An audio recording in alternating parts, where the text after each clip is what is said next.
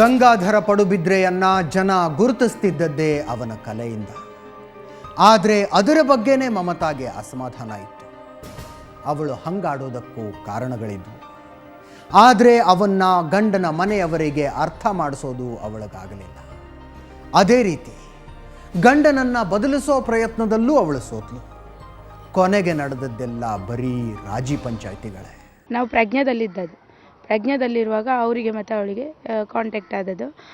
ಅವರಿಗೆ ಆಗೋದ್ರಿಂದ ಸಹ ಬೇರೆ ಬೇರೆ ಹುಡುಗಿಯರೊಟ್ಟಿಗೆಲ್ಲ ಕಾಂಟ್ಯಾಕ್ಟ್ ಇತ್ತಂತೆ. ಅದು ಅವಳು ಸಹ ನೋಡಿದ್ದಾಳೆ. ಈವನ್ ಪಾರ್ಕಲ್ಲಿ ಕಿಸ್ ಮಾಡೋದನ್ನು ಸಹ ನೋಡಿದ್ದಾಳೆ ಅವಳು. ಆಯಿತಾ, ಅದು ನನ್ನ ಹತ್ರ ಅವಳು ಸಾಯುವ ಮುನ್ನ ಹೇಳಿರೋ ಮಾತು. ನಮ್ಮ ಹತ್ರ ರೆಕಾರ್ಡಿಂಗ್ ಮಾಡಲಿಕ್ಕೆ ಏನಿಲ್ಲ ಸರ್. ಇದ್ದಿದ್ರೆ ನಿಜವಾಗ್ಲೂ ರೆಕಾರ್ಡ್ ಮಾಡಿ ನಾನು ಪತ್ರಕರ್ತರ ಮುಂದೆ, ಟಿವಿಯವರ ಮುಂದೆ ಇಡ್ತಾ ಇದ್ದೆ. ನಾನು ಪ್ರೂವ್ ಮಾಡೋದು ಯಾಕೆ? ಮದುವೆಗಿಂತ ಮೊದಲೇ ಇಂಥದ್ನೆಲ್ಲ ನೋಡಿದ ಮೇಲೆ ಮಮತಾ ಗಂಗಾಧರನನ್ನ ಬಿಟ್ಟು ಹೋಗ್ಬೇಕಿತ್ತಲ್ವಾ?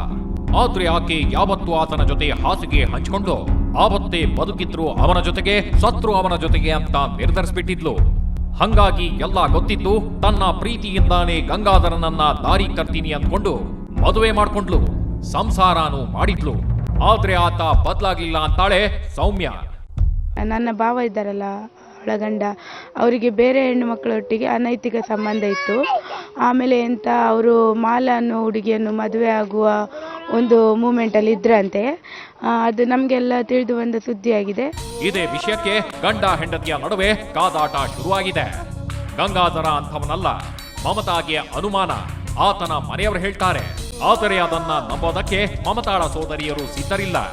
ಯಾಕಂದ್ರೆ ಅವರಿಗೆ ಇವನಿಂದ ಕೆಟ್ಟ ಅನುಭವ ಆಗಿದೆಯಂತೆ. ನಾನು ಹೇಳುವುದೇನೆಂದರೆ, ನಮ್ಮ ಮೇಲೆ ಅವರು ಪ್ರಯತ್ನ ಮಾಡಿದ್ದಾರೆ ಅಂತ ಹೇಳಿದರೆ, ಹೀಗೆ ಅಲ್ಲ ಅಂದರೆ ಹೀಗೆ ಮುಟ್ಟುದು ಹಿಂದೆಂದ, ಅದು ತಪ್ಪಲ್ಲ. ಯಾರ ಮಗುಗೆ ಹಾಲು ಕುಡಿಸುವ ಹಾಗೆ ಬಂದು ಮುಟ್ಟುದು ತಪ್ಪದು. ಎಸ್, ಇಂಥ ವರ್ತನೆಗಳನ್ನೆಲ್ಲ ಸಹಿಸಿಕೊಳ್ಳೋದಕ್ಕಾಗಲ್ಲ. ಆದ್ರೂ ಮಮತಾ ಸಹಿಸಿಕೊಂಡು ಗಂಡನಿಗೆ ಬುದ್ಧಿ ಹೇಳಿದ್ಲಂತೆ.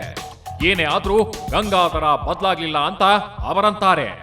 1 ವರ್ಷದ ಹಿಂದೆ ಅವಳನ್ನು ಕುತ್ತಿಗೆ ಎಲ್ಲ ಹಿಡಿದು ಸಾಯಿಸ್ಲಿಕ್ಕೆಲ್ಲ ಹೋಗಿದ್ದಾರೆ. ಆಗ ಅವಳು ತಪ್ಪಿಸಿಕೊಂಡು ಓಡಿ ಹೋಗಿ ಆಸ್ಪತ್ರೆಯಲ್ಲೆಲ್ಲ ಅಡ್ಮಿಟ್ ಆಗಿದ್ದಾಳೆ ಅವಳು. ಆಗ ನನ್ನ ಮಾವನೇ ಅವಳನ್ನೆಲ್ಲ ಕರ್ಕೊಂಡು ಬಂದು ಬಿಟ್ಟಿರೋದು. ಯಾವಾಗಲೂ ಜಗಳ ಮಾಡ್ತಿದ್ವಿ. ಅವಳು ಮಮತಾ ನನಗೆ ಯಾವಾಗಲೂ ಹೇಳ್ತಿದ್ಲು, ಫೋನ್ ಮಾಡಿ ಜಗಳ ಮಾಡ್ತಾರೆ, ಹೊಡಿತಾರೆ, ಬೈತಾರೆ, ಮತ್ತು ಅವರಿಗೆ ಬೇರೆ ಹೆಂಗಸರ ಹುಡುಗಿಯರ ಚಟ ಇದೆ.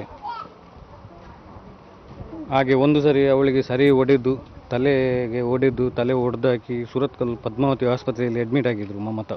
ಎಷ್ಟೆಲ್ಲ ಗಲಾಟೆಗಳಾಗಿವೆ, ರಾಜಿ ಪಂಚಾಯಿತಿಗಳು ನಡೆದಿವೆ. ಒಂದು ಹಂತಕ್ಕೆ ಪರಸ್ಪರ ಡಿವೋರ್ಸ್ ತಗೊಂಡ್ಬಿಡೋದು ಅನ್ನೋ ಮಟ್ಟಕ್ಕೆ ಹೋಗಿದೆ.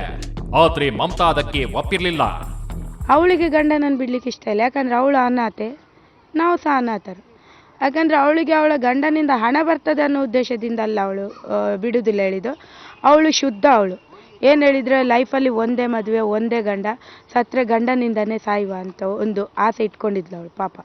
ಆದರೆ ಸಾಯ್ಬೇಕಂತ ಅವಳಿಗೆ ಆಸೆ ಇರಲಿಲ್ಲ. ನನ್ನ ಮಗುವನ್ನು, ಇವರ ಮಗುವನ್ನು ದತ್ತು ಕೇಳಿದಾಳೆ ಅವಳು. ನಾನು ಬೇಕಾದ್ರೆ ನಿಮ್ಗೆ 2-2 ಲಕ್ಷ ಕೊಡ್ತೇನೆ, ನಿಮ್ಮ ಮಗುವನ್ನು ಕೊಡಿ, ನಾನು ಓದಿಸಿ ದೊಡ್ಡದು ಮಾಡ್ತೇನೆ ಅಂತ ಹೇಳಿದ್ದಾಳೆ ಪಾಪ. ಸಾಯ್ಲಿಕ್ಕೆ ಇನ್ನು 3 ದಿನ ಇದೆ ಅನ್ನುವಾಗ ಆ ಮಾತು ಹೇಳಿದಾಳೆ ಅವಳು. ಇವನ್ ಅವರ ಮನೆಯಲ್ಲಿ ಸಹ ಹೇಳಿದಾಳೆ, ನನ್ನ ಮನೆಯಲ್ಲಿ ಸಹ ಹೇಳಿದಾಳೆ. ಮಕ್ಕಳಾಗಿರ್ಲಿಲ್ಲ, ಮಕ್ಕಳನ್ನ ಸಾಕು ಯೋಚನೆ ಮಾಡ್ತಾ ಇದ್ಲು. ಆದ್ರೆ ವಾರದ ಹಿಂದಷ್ಟೇ ಮಮತಾ ಸೂಸೈಡ್ ಅಟೆಂಪ್ಟ್ ಮಾಡಿದ್ದು ಸುಳ್ಳಲ್ಲ. ಆಗ ಆಕೆಯ ಮನೆಗೆ ರಾಜಿಗೆ ಬಂದವಳೆ.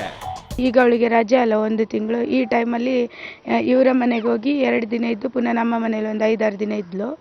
ಆಗ ಸೂಸೈಡಿಗೆ ಪ್ರಯತ್ನ ಮಾಡಿದ್ದಾಳೆ. ಯಾಕೆ ಏನು ಅಂತ ಕೇಳಿದಾಗ ಹೇಳಿದ್ದಾಳೆ, ಹೀಗೆ ನನ್ನ ಗಂಡನಿಗೆ ಹೀಗೆ ಮಾಲಾ ಅನ್ನೋಳೊಟ್ಟಿಗೆ ದೈಹಿಕ ಸಂಬಂಧ ಉಂಟು, ಅವಳನ್ನು ಲವ್ ಮಾಡ್ತಾ ಇದ್ದಾರೆ, ಇವನ್ ಅವಳಿಗೆ ಲೈಫ್ ಕೊಡ್ತೇನೆ ಅಂತ ಹೇಳಿದ್ದಾರೆ ಅಂತ. ಅವಳ ಸ್ಟೋರಿ ಹೇಳ್ಬೇಕಂದ್ರೆ, ಅವಳಿಗೆ ಮದುವೆ ಆಗಿ ಒಂದು ಮಗು ಇದೆ. ಗಂಡನಿಗೆ ಗೊತ್ತಾಗದಿದ್ದಾಗ ಈ ಥರ ಎಲ್ಲ ನಡೆಸ್ತಾರೆ. ಅದು ಸರಿಯಾ ತಪ್ಪ ಅವ್ರಿಗೆ ಗೊತ್ತಿರಲಿ. ಆಮೇಲೆ ಏನಂದರೆ, ನನಗೆ ಸಹ ತುಂಬ ಜನ ಅವಳು ನಂಬರ್ ಕೊಟ್ಟು ನನಗೆ ಬೇರೆ ಗಂಡಸರೆಲ್ಲ ಬ್ಲ್ಯಾಕ್ ಮೇಲ್ ಮಾಡ್ತಾ ಇದ್ದಾರೆ, ಹೆದರಿಸ್ತಾ ಇದ್ದಾರೆ, ನನಗೆ ಸಹ ಕೊಲೆ ಬೆದರಿಕೆ ಆಗ್ತಾರೆ. ಆಮೇಲೆ ಇವಳು ಮನೆಗೆ ನನ್ನನ್ನು ಕರ್ಕೊಂಡು ಬಂದ್ಲು. ಇಷ್ಟಾದ್ಮೇಲೆ ಸ್ವತಃ ಸೌಮ್ಯ ಆಕೆಯನ್ನ ಕರ್ಕೊಂಡು ಗಂಡನ ಮನೆಗೆ ಹೋಗಿ ಅಲ್ಲಿ ರಾಜಿ ಪಂಚಾಯಿತಿ ಮಾಡಿಸಿದ್ಲು. ನಾನು ಬಂದಾಗ ಅವರ ತಾಯಿ, ಅವರ ಅಣ್ಣ, ಅವರ ಅತ್ತಿಗೆ ಅವರೆಲ್ಲ ಕೂತಿದ್ರು. ಅವರ ಮುಂದೆ ಹೇಳಿದೆ, ಇವರಿಗೆ ತುಂಬ ಹುಡುಗಿಯರ ಹುಚ್ಚುಂಟು, ಮತ್ತು ಮನೆಗೆ ತಂದಾಕೋದಿಲ್ಲ, ಎಲ್ಲ ಬೇರೆ ಹುಡುಗಿಯರಿಗೆ ಕೊಡ್ತಾ ಇದ್ದಾರೆ ಹಣ ಎಲ್ಲ ಅಂತ.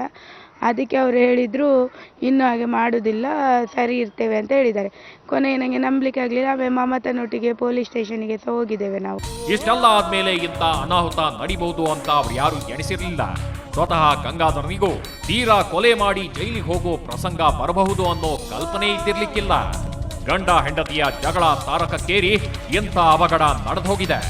ಕಷ್ಟಪಟ್ಟು ಓದಿ ಗೋಲ್ಡ್ ಮೆಡಲ್ ತಗೊಂಡಿದ್ದ ಅನಾಥ ಹೆಣ್ಣುಮಗಳು ಹೆಣವಾಗಿ ಹೋಗಿದ್ದು ಎಷ್ಟು ದುರಂತಾನೋ ಅಷ್ಟೇ ದೊಡ್ಡ ದುರಂತ ಕಲಾವಿದ ಗಂಗಾಧರ ಪಡುಬಿದ್ರೆ ಪತ್ನಿಯನ್ನೇ ಕೊಂದು ಜೈಲು ಸೇರಿದ್ದು.